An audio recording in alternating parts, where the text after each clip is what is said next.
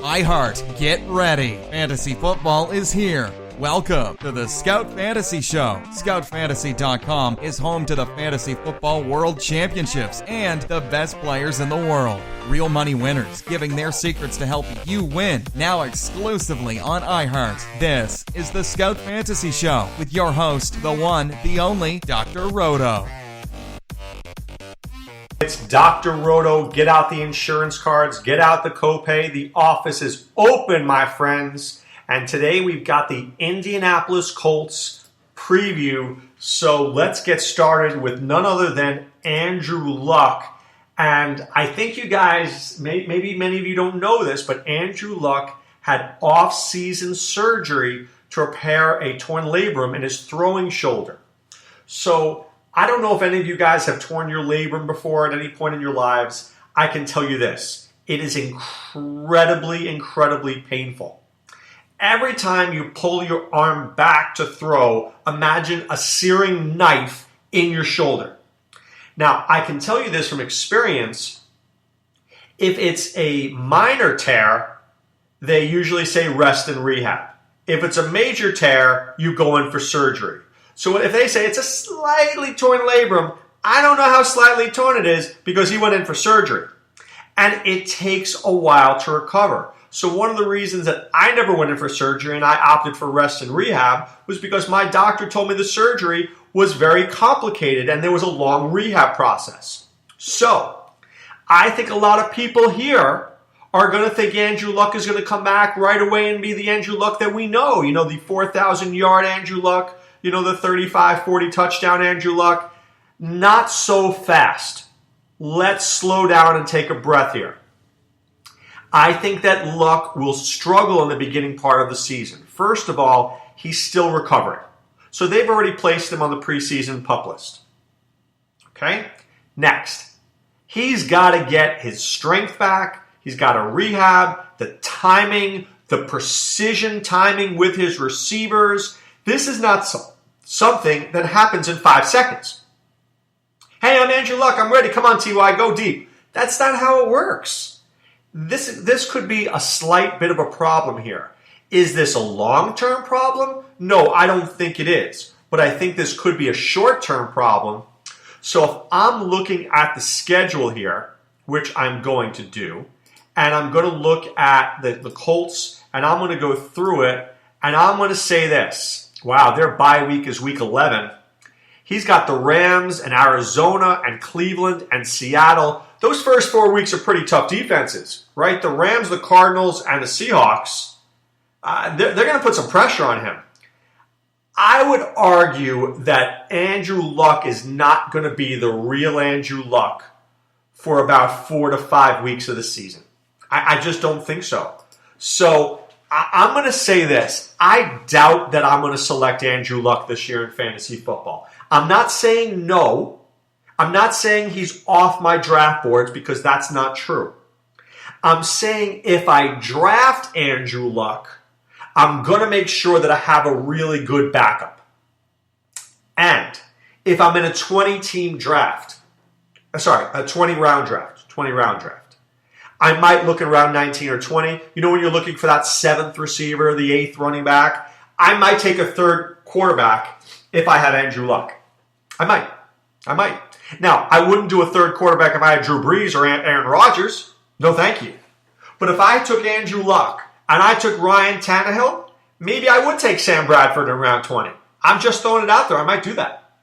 Because I might need some options because I'm not sold that Andrew Luck is going to be 100% from week 1. Now, look, he's young. He's in shape. He's physically an athletic guy. I think he'll be okay. But I know the complications with this surgery. I don't think this is a simple surgery. And let me say this. I think the Colts offensive line is a little bit of a wreck. I think T.Y. Hilton's not 100%. I think there are issues here. So with too many issues for me with Andrew Luck, I'm going to step back this year. If I'm in 10 fantasy leagues, I don't think he's my starter in more than 1. How about that? I'll take him in a league, maybe 2, no more than that. Just not going to do it. Okay? All right, at running back, you've got Frank Gore. So I have been calling for the demise of Frank Gore, I think, for the last 3 or 4 years. Shame on me. He's been great. What can I tell you? He's had 1,000 yards last year. He had 38 catches. Put up 8 touchdowns. He's a good player.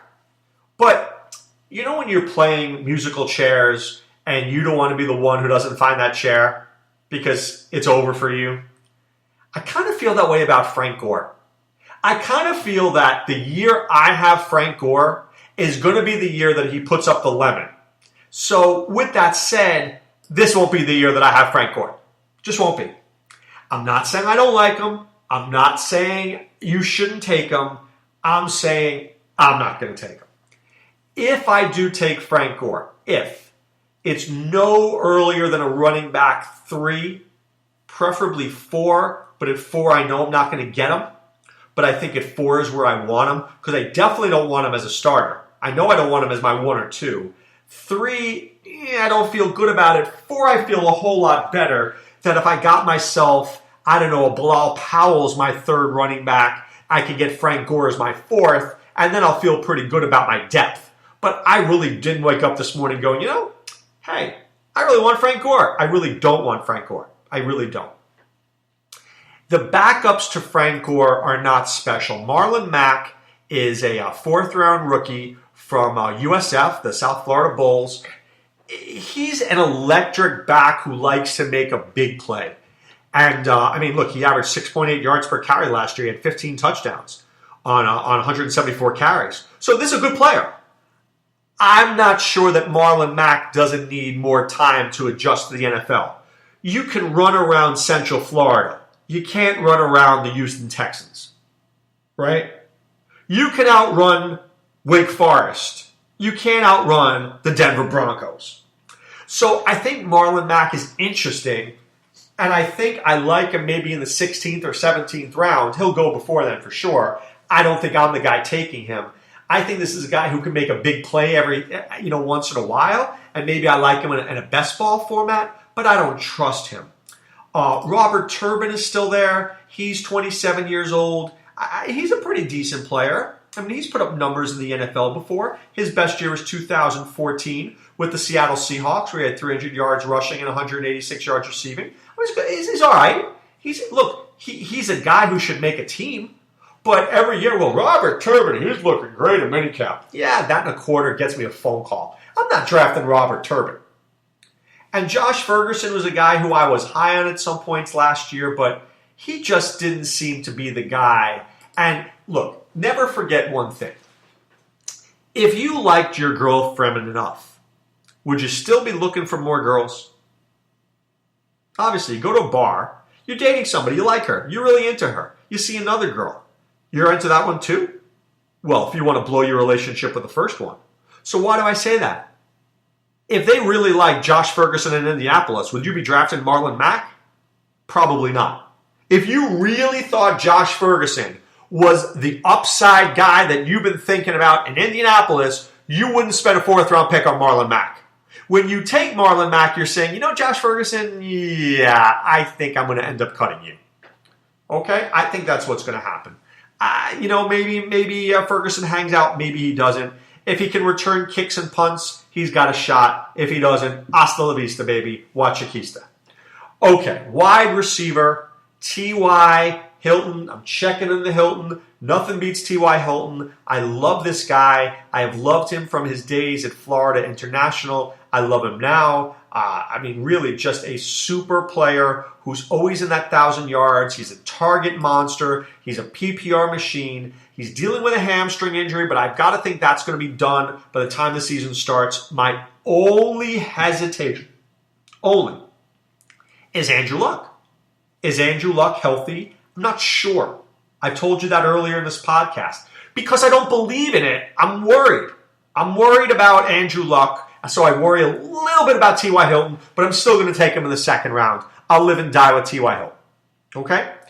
Dante Moncrief is there as well, and I got to tell you something about Dante Moncrief. If there's a bust on this team, I think the bust could be Dante Moncrief. I do. I think the bust could be Dante Moncrief. This is a guy with unlimited potential, drafted in the third round out of Ole Miss. He's a big, tall, strong guy, but he was a little bit injured last year. He's had a couple of bad drops. He's just a guy that I don't necessarily trust. I like him. I mean, he scored a lot of touchdowns last year, right? He had a lot of touchdowns.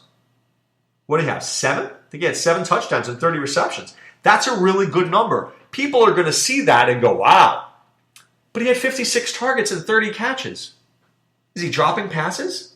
Does he not know how to get open?